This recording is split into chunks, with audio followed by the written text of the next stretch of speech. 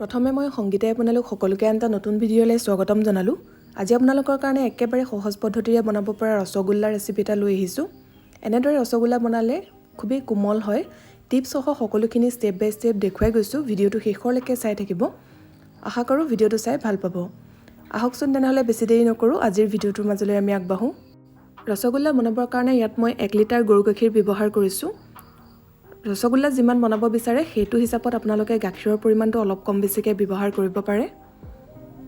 প্ৰথমতে আমি চানাখিনি বনাই ল'ম। তাৰ কাৰণে এয়া গেছ অন কৰি গাখীৰখিনি উতলিবলৈ দিছোঁ। মাজে মাজে লৰাই থাকিব। গাখীৰখিনি ফালিবৰ কাৰণে মই হোৱাইট ভিনেগাৰ ব্যৱহাৰ কৰিছোঁ। এই ডাঙৰ চামুচখনেৰে 3 চামুচ। ভিনেগাৰৰ ঠাইত আপোনালোকে নেমু ৰসো ব্যৱহাৰ কৰিব পাৰে। নেমু ৰসখিনি উলিয়াই ভালদৰে চেকি ল'ব। এতিয়া মই হোৱাইট ভিনেগাৰখিনিত একেপাত চামুচেৰে 3 চামুচ পানী মিহলাই লৈছোঁ। যদি নেমু ৰস লৈছে নেমু ৰসতো তেনেদৰে সমান পৰিমাণত পানী মিহলাই ল'ব। তাৰপিছতহে গাখীৰখিনি ফালিবলৈ ব্যৱহাৰ কৰিব। এইফালে গাখীৰখিনিও উতলিছে। এনেদৰে যেতিয়া ভালকৈ উতলি আহিব তেতিয়া গেছৰ ফ্লেমটো অফ কৰি দিব। গেছৰ ফ্লেমটো অফ কৰাৰ পিছত 2 মিনিটমানৰ কাৰণে এনেদৰে থৈ দিব। তাৰপিছতহে ইয়াত নেমু ৰস নাইবা ভিনেগাৰ দি গাখীৰখিনি ফালিব। তেতিয়া ইয়াৰ পৰা যিখিনি চানা ওলাব সেই চানাখিনি খুবেই কোমল হয়। আৰু ৰসগোল্লা বনাবৰ কাৰণে আমাক কোমল চানাৰে প্ৰয়োজন হয়। এয়া মন কৰিছে মই গেছটো অফ কৰাৰ পিছত 2 মিনিটমানৰ কাৰণে থৈ দিছিলোঁ। তাৰপিছতে এতিয়া ইয়াতে ভিনেগাৰখিনি যোগ কৰি দিছোঁ। এনেদৰে অলপ অলপকৈ দি লৰাই থাকিব গাখীৰখিনি। এয়া দেখিছে ফাটি গৈছে। আৰু যিমানখিনি প্ৰয়োজন হয় সিমানখিনি দিলেই হ'ব। এনেদৰে যেতিয়া সেউজীয়া ধৰণৰ পানী এটা ওলাব তেতিয়াই গম পাব যে ভালদৰে ফাটিলে। ইয়াত আৰু ভিনেগাৰ নাইবা নেমু ৰস যোগ কৰিব নালাগে। যেতিয়া গাখীৰখিনি ফাটিব তেতিয়া লগে লগে এনেদৰে চেকনি এখনত কাপোৰ এখন পাতি কাপোৰখনলৈ গাখীৰখিনি ঢালি ল'ব।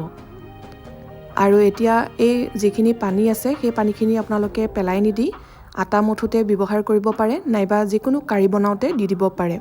টেষ্টটো খুব ভাল আহে। এতিয়া চানাখিনিত 2-3 বাৰমান এনেদৰে ঠাণ্ডা পানী ঢালি ধুই ল'ব। চানাখিনি খুবেই গৰম হৈ থাকে। এইখিনি অৱস্থাত হাতেৰে নুচুব, চামুচ নাইবা হেতাৰে এনেকৈ লৰাই দিব। এনেদৰে কৰি ল'লে কুকিং প্ৰচেছটো ষ্টপ হ'ব। লগতে ভিনেগাৰ নাইবা নেমু ৰস দিয়াৰ কাৰণে যদি কেনেবাকৈ গোন্ধ বা টেঙা ভাৱ থাকিও যায় তেতিয়া সেইখিনিও নোহোৱা হ'ব। গতিকে এনেদৰে 3-4 বাৰমান ঠাণ্ডা পানী ঢালি চানাখিনি ধুই ল'ব। এতিয়া কাপোৰখন এইদৰে টোপোলা এটা ধৰণৰ কৰি ল'ব। তাৰপিছতে 3-4 বাৰমান এনেকৈ চেপি দিব। ইয়াৰ যিখিনি এক্সট্ৰা পানী আছে সেইখিনি তললৈ পৰি যাব। আৰু ইয়াত আৰু অলপ পানী আছে, কিন্তু এইখিনি একেবাৰে যদি চেপি শুকুৱাই পেলাই তেতিয়াহ'লে কিন্তু চানাখিনি বহুত বেছি ড্ৰাই হৈ যাব। আৰু চানাখিনি যদি ড্ৰাই হৈ যায় তেতিয়াহ'লে ৰসগোল্লাখিনি কোমল নহ'ব, টান টান হ'ব। সেইবাবে এই কথাটো মন কৰিব। অকণমান পানী থাকিব লাগিব। এনেদৰে টোপোলা এটা কৰি পেলাই মই চেকনিখনতে থৈ দিছোঁ। আৰু ইয়াৰ ওপৰত অকণমান গধুৰ কিবা এটা দি দিব লাগে বা এনেদৰে বাতিত পানী অলপ দি পেলাই থৈ দিবও পাৰে। নাইবা টোপোলাটো অকণমান সময়ৰ কাৰণে ক'ৰবাত ওলমাই থ'ব পাৰে। প্ৰায় 15-20 মিনিটমানৰ কাৰণে এনেদৰে থৈ দিব। তাৰপিছতে চাব এবাৰ ইয়াৰ পানীখিনি ভালদৰে নিগৰি গ'লনে নাই। এয়া মই 15 মিনিট থোৱাৰ পিছত এবাৰ চেপি চাইছোঁ। দেখিছে ইয়াত এক্সট্ৰা পানী নাই, কিন্তু চানাখিনি একেবাৰে শুকায়ো যোৱা নাই। একেবাৰে যদি শুকাই যায় তেনেহ'লে ৰসগোল্লাখিনি অকণমান টান ধৰণৰ হয়। সেই কথাটো মন কৰিব। এতিয়া মই চানাখিনি টোপোলাটোৰ পৰা থাল এখনলৈ উলিয়াই লৈছোঁ আৰু ইয়াতে ভালদৰে মঠি ল'ম। প্ৰথমতে এনেদৰে হাতেৰে ভাঙি লৈছোঁ। তাৰপিছতে অলপ অলপকৈ মিশ্ৰণ লৈ ভালদৰে মঠি ল'ম। এনেদৰে হাতৰ তলুৱাখনেদি ভিডিঅ'ত দেখুৱাৰ দৰে কৰি যাব। সহজতে মিহি হৈ যাব। এই মঠাটোৰ ওপৰতো খুবেই নিৰ্ভৰ কৰে ৰসগোল্লাখিনি কোমল হোৱাটো। গতিকে ভালদৰে মঠিব লাগিব। আৰু এটা কথা মন কৰিব, চানাখিনিত যাতে বহুত বেছিও পানী থাকি নাযায়। যদি বেছিকৈ পানী থাকি যায় তেতিয়াহ'লে ৰসগোল্লাখিনি বনোৱাৰ পিছত বনাওঁতে ঠিকেই ফুলে, কিন্তু পিছত চেপেটা নিচিনা হৈ যায়। এয়া মোৰ চানাখিনি ভালদৰে মঠি লোৱা হৈ গ'ল। এনেদৰে মঠি লোৱাৰ পিছত যেতিয়া মিহি হ'ব তেতিয়া আপোনালোকে বল এটা বনাই চাব। যদি লাৰুটো অকণো ফাট নাথাকে তেনেহ'লে গম পাব যে চানাখিনি ভালদৰে মঠি লোৱা হৈ গ'ল। তাতকৈ আৰু মঠি থাকিব নালাগে। এইখিনি মোৰ ভালকৈ মঠি লোৱা হৈ গ'ল। খুবেই মিহি হৈছে, মন কৰিছেই। এতিয়া আমি ইয়াতে যোগ কৰিম সৰু চামুচেৰে এচামুচ ময়দা নাইবা কৰ্ণফ্ল'ৰ, মই ইয়াতে ময়দা ব্যৱহাৰ কৰিছোঁ। মন কৰিব বহুত বেছিকৈও দি নিদিব, এনেদৰে চামুচখনে ফ্লেটকৈ দিব। আৰু ময়দাখিনি দিয়াৰ পিছতো ভালদৰে এবাৰ মঠি লৈছোঁ। এতিয়া আৰু বেছি সময় মঠি থাকিব নালাগে। এনেদৰে অকণমান কৰ্ণফ্ল'ৰ নাইবা ময়দা দি দিলে ৰসগোল্লাকেইটাৰ বাইণ্ডিংটো ভাল হয়। এয়া মোৰ চানাখিনি ভালদৰে মঠি লোৱা হৈ গ'ল। এতিয়া ইয়াৰ পৰা সৰু সৰুকৈ বল বনাই যাম। তাৰ আগতে মই চেনি পানীৰ জোখটো আপোনালোকক দেখুৱাই লৈছোঁ। ৰসগোল্লা বনাবলৈ আমাক অলপ পাতল চিৰাপৰ প্ৰয়োজন, সেইবাবে একাপ চেনি লৈছোঁ।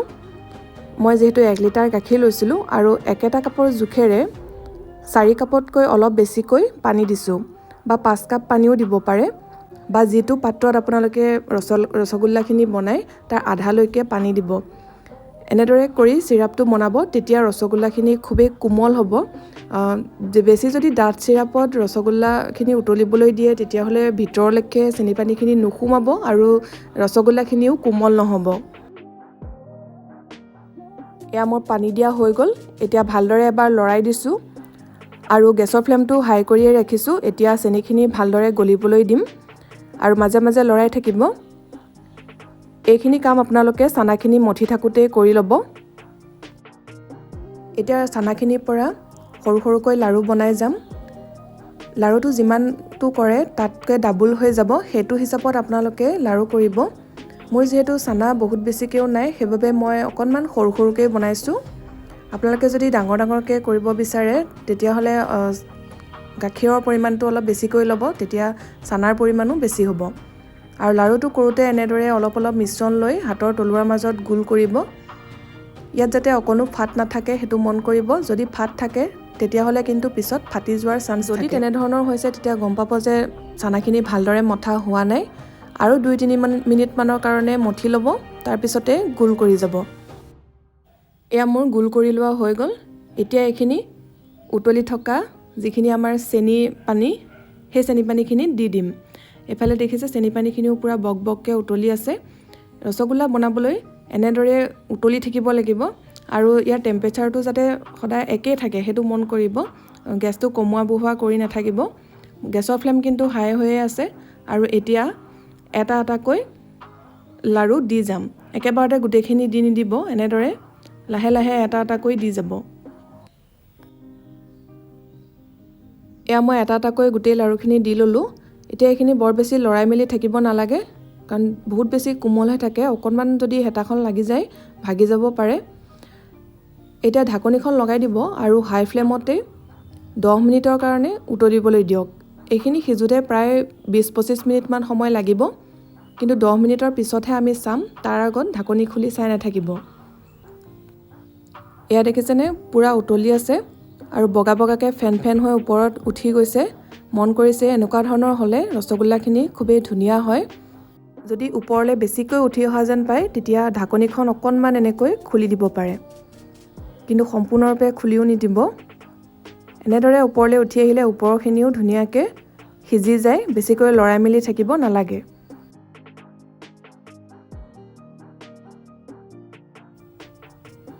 এয়া মই সম্পূৰ্ণ 10 মিনিটৰ পিছত আপোনালোকক দেখুৱাইছোঁ। দেখিছে ৰসগোল্লাখিনি খুবেই ধুনীয়াকৈ ফুলিছে। আৰু এই যে ছাইডত অকণমান ৰঙা ৰঙা ধৰণৰ দেখিছে, এইখিনি কেতিয়াবা চেনিত যদি লেতেৰা থাকে তেতিয়া হয়। হেতাখনে সাৱধানে এনেকৈ পেলাই দিব, বা আপোনালোকে এই প্ৰচেছটো চেনি পানীখিনি যেতিয়া বনায় তেতিয়া তাতে 2 চামুচমান গাখীৰ দি দিলেও এনেদৰে ওপৰলৈ উঠি আহে আৰু হেতাৰ সহায়েৰে পেলাই দিব পাৰে। তেতিয়া চেনি পানীখিনি খুবেই ক্লিয়াৰ হয়।